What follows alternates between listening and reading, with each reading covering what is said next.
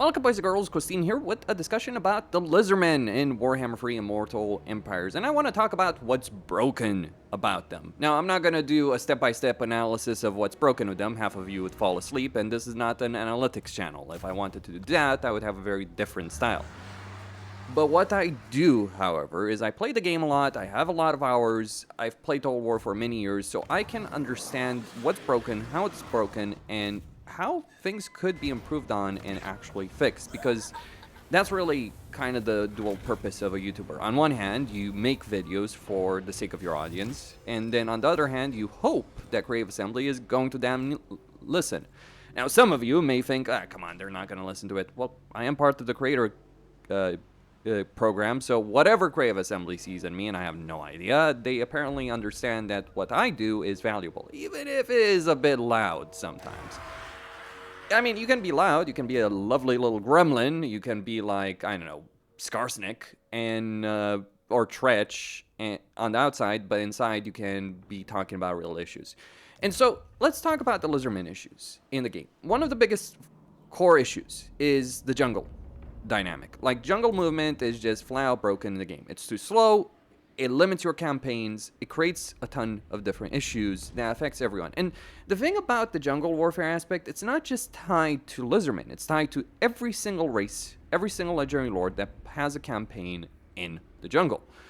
So however they do Lustria in the end times, and however they might change the map, that is one of the core issues that Creative Assembly needs to resolve, because the movement range here, the distances in settlements, the way the pathfinding is broken, like, yeah, there's a lot of settlements that stand on natural choke points, and if you, like for instance this one, if you raise it, say playing Skulltaker, and then you're gonna have to go around as opposed to through it, and that's gonna waste your movement speed. That's the issue with Lustria. It's not that it's just jungle. It's a jungle, and there's a lot of broken pathfinding around here. So, core issue, big problem. Another thing has to do with the legendary lords themselves. So Mazdamundi might as well not be a legendary lord, and even confederating him is kind of questionable.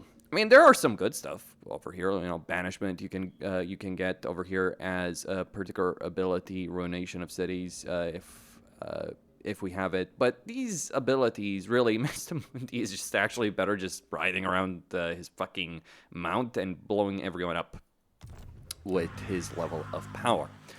That's one aspect.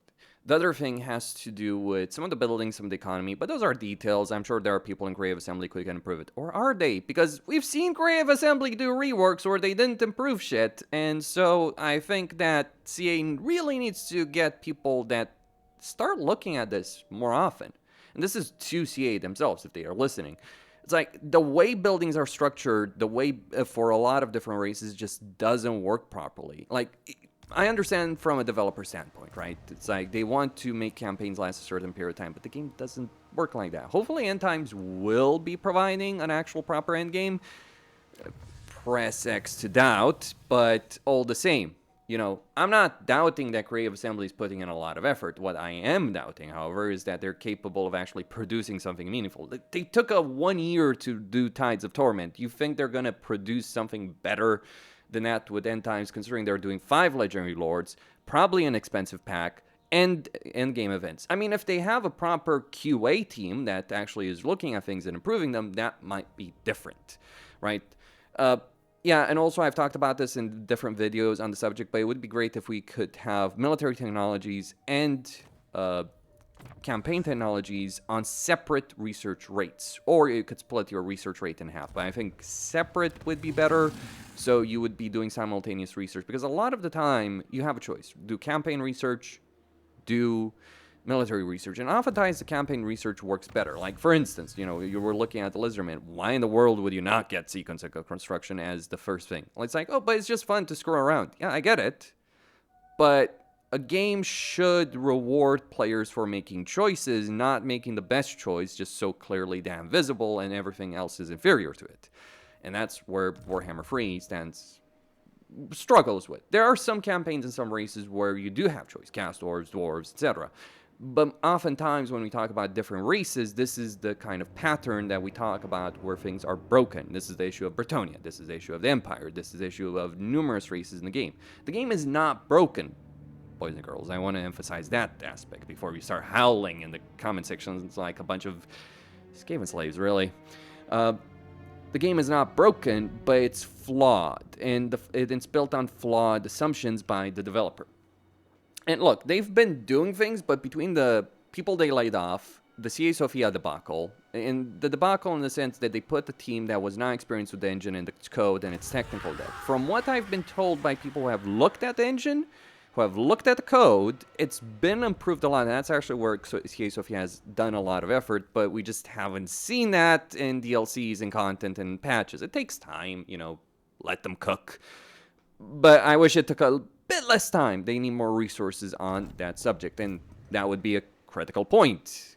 You can have great ideas. If you do not have the resources to implement them, it doesn't freaking matter what those great ideas are with regards to Lizardmen.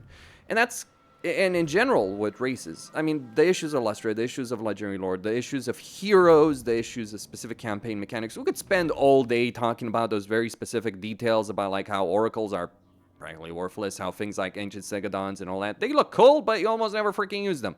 All that. And how Saurus should really be a tier 1 unit, not a tier 2 unit, how the Scar veteran should be tier 3, not tier 4, all those kind of issues. There's a need for balancing, and that's what's really broken about the Lizardmen. They go down this path of too slow, too methodical, when sometimes you just want to have fun, and maybe burn some fools that try and get in your way. I learned that lesson all too well. Costin signing out. Okay, before I end this video, for some of you that are the more analytical types and want to hear what's what, as opposed to the cast bunnies who probably scrolled off this video in the first minute or so, let's talk a bit about the Legendary Lords. Mazmundi, as I've talked about, he's not really a Legendary Lord. Krokar is pretty good, pretty sweet. He has that upkeep benefit for his own army and for all Saurus Old Bloods on a faction-wide level. He also gets that weapon strength, he gets that experience gain. And Saurus buildings grant additional bonuses. That's pretty strong, but you're playing a Tortoise. Then we have Tenowin. He's ridiculously broken, but broken in the way that he breaks half the AI in the game because he breaks every Skaven AI and every Lizardman AI at the same time when he declares that global war against Skaven. That's the problem with the Fanatic. They tend to go too far, and they tend to break systems that they're in. Then we have Tic-Tac-Toe. Tic-Tac-Toe is an interesting case study because on a surface level he seems fine, but flying units of the Lizardmen, they work on a statistical level, they don't work in practical reality as well as you might think they do. I mean, Saurus are just better on stats alone. Then we have Gorok. I mean, what do you want me to say? He's the iron wall that doesn't break, and he has a nuclear weapon right behind him. Gorok's pretty good. I actually like him a lot because he's got that right balance, but just, again, no unique mechanics. Nakai, not too fond of Horde armies. What do you want me to say? Pretty unique. Research tree, to be sure. Pretty good power, so he's really good for people who want to play like a Tortoise. I mean, that's what you're getting with Lizardmen anyway. If you want to play like a Chaos Bunny, then, yeah, Axial hopping around the map and killing Chaos and evil factions, that's your game, really. I mean, for me, it's probably Gorok or Krokar, really, that I'd prefer. Not that I don't like Axiatl, I do very much enjoy his campaign a great deal, but it's just... On one hand, I'm not really a big fan of battles, especially considering the fact that Axial's battles are pretty much decided before you enter them, considering his ambush capabilities. He really could use stock stands. But beyond that, yeah, his entire playstyle is just, skirmisher units. As I said, Chaos Bunny playstyle, as opposed to, you know, just solid, steady, calm, collected, that gets the job done. That's why I like Gorok or Krokar. Nakai, he's just a Tortoise. I mean, you can like a Tortoise, you prefer that, but that's kind of where I stand on the whole debate on Lizardmen, Legendary Lords. I mean, there's something for everyone, but I just kind of wish that these guys had more unique mechanics or they had a better playstyle. I think what you need in terms of Legendary Lords is a balance between something fun, something Chaos Bunny like Axiatl has, but not what Tenowin has, which is like just systems breaking and the game falling apart and the game not being able to handle it. Yeah. Costin signing out.